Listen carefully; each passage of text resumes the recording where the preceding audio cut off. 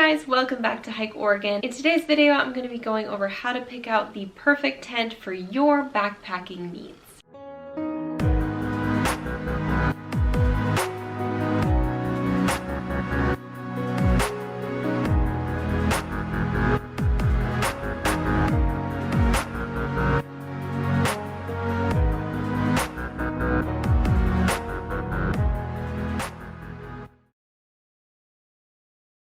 If you are new here, welcome to the Hike Oregon channel. I make hiking and backpacking vlogs as well as gear reviews and just general tips and tricks videos to help you become a more confident hiker and backpacker. If you enjoy content like that, click that red subscribe button and the notification bell so that you're notified every time I make a new video. And if you want more content from me, you can always support me over on Patreon, where for as little as just $1, you get 2 to 3 extra videos a month. Picking a tent for backpacking can be extremely overwhelming, so I wanted to go over some things that you should consider before purchasing a tent. Tents can definitely be one of the most expensive backpacking items that you purchase, so it's a good idea to do your research and kind of go over some of your priorities before you purchase a tent. One of the things to consider would be your tent capacity. Are you going to be sleeping in the tent by yourself? Are you backpacking with a spouse or a partner, your kids, or your dogs? Backpacking tents usually range from a 1 to 4 person capacity. The larger tents that are like 4+ people are generally not considered backpacking tents just because they're so heavy. They're so large at that point, they would be more like car camping tents. Personally, I prefer a little bit extra room, so I have purchased a 2-person tent. I do have experience with 1-person tents, and I just feel that even as a smaller person, you know, I'm only 5'5", there just isn't a lot of room in a 1-person tent for yourself once you set up your sleep system, and if you want to put your gear inside the tent, like your backpack and maybe your shoes, it just doesn't leave a lot of room to move around. So I prefer a 2-person tent, and I have a lot more room for all my gear. Let's say you're traveling with a dog, you would probably want to opt for a 2-person tent. And the next thing to consider is what seasons are you going to be backpacking in? There is a huge difference between a 3-season tent versus a 4-season / mountaineering tent. So let me go over what some of those differences are. A lot of tents that you'll come across are considered 3-season tents, which means they're suitable for spring, summer, fall. They're usually a bit lighter weight because they have lighter weight fabrics, more mesh panels, etc. And the poles are usually a little bit lighter weight as well because they don't have to be as durable. Whereas a 4-season or even a mountaineering tent has way more durable fabric, as well as the poles are heavy duty, so it can withstand high winds as well as snow loads. A 3-season tent is not meant to withstand a snow load. So if you go backpacking and it snows a foot, your tent can very easily collapse just because it is not meant to hold that snow load. A 4-season tent or a mountaineering tent will definitely hold that load, and you'll be totally fine to camp in the snow.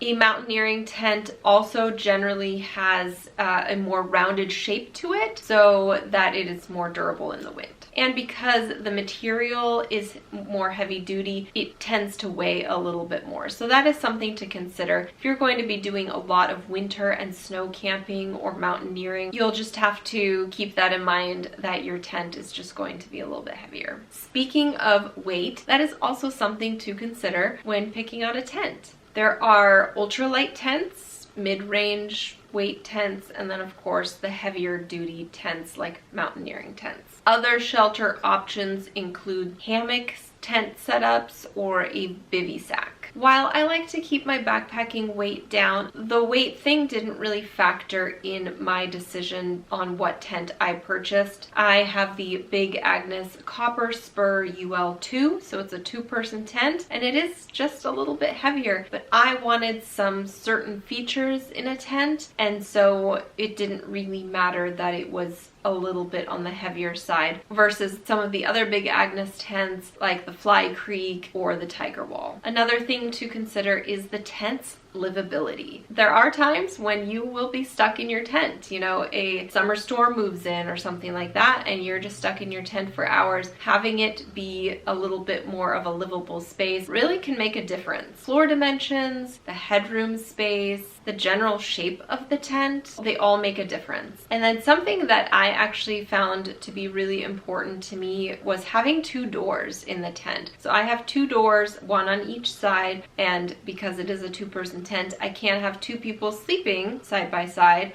but each person has their own door and vestibule, which is super handy when storing gear and stuff like that and getting in and out of the tent. You don't have to crawl over the other person if you have to go pee in the middle of the night. Having 2 doors actually makes the setup of the tent much easier as well versus 1 door where you have to basically set up the tent so that you can go in and out of this very specific spot every time, where having 2 doors makes it easy. If your tent spot is a little bit awkward, you have a choice on what side you can get out of. And then one of the last things I wrote down as far as deciding what kind of tent you want is, do you want a freestanding tent? Do you want a trekking pole tent?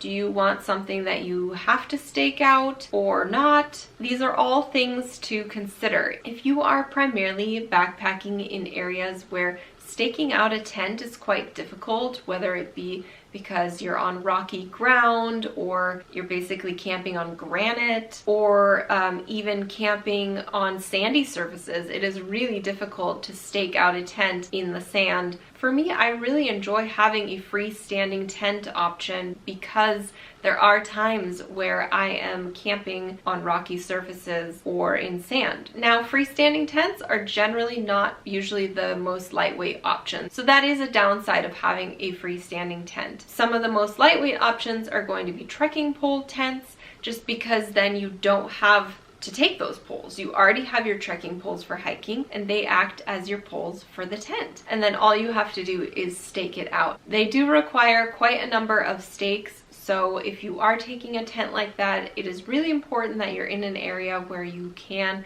stake out the tent. And then there are tons of tents that are somewhere in between a trekking pole tent and a freestanding tent. You know, there's a lot of tents that have just a few poles, but you do have to stake out points of the tent for it to stand well or be comfortable. So there's definitely a middle ground, and I would say most of the tents that you're gonna find at REI and places like that are going to be somewhere in that middle range. So after putting together your list of priorities and what you are looking for in a tent, there's always a price range to consider, right? Backpacking tents can range anywhere from, I think the cheapest backpacking tent I saw on REI was about $150. Now there are cheaper backpacking tent options available on Amazon. I'm not sure if I would go that route. Don't know how long they're gonna last. So REI is probably a safe bet just because of their awesome return policy. That way, if you end up going backpacking once or twice and you just don't like it, you can return the tent, or if there's something wrong with the tent, you can return it and you didn't waste like $75 or more. And then some of the ultralight trekking pole tents are upwards of $700 to $800. So that is probably not a tent I would consider if I've never gone backpacking before. I would definitely get something where you could return it if you really hated backpacking. So unless you just have a ton of money sitting around and want to throw it at a $800 tent, I probably wouldn't purchase a tent like that for your very first backpacking experience. So that is pretty much all the little points that I wrote down. If you have any more suggestions on how to pick a tent, you can comment them down below. If you're still overwhelmed, I totally understand, and I will make sure to link some great tent options down in the more info box below. I'll link a variety of tents so that you can just check out some options and see which one might work best for you. I recently tried out a trekking pole tent for the first time and was very intrigued, so I look forward to spring when I can try that out some more, and I will definitely review it for you on this channel. If you have any questions, I am more than happy to answer them in the comments below. Thank you so much for watching, and I will catch you on the next adventure.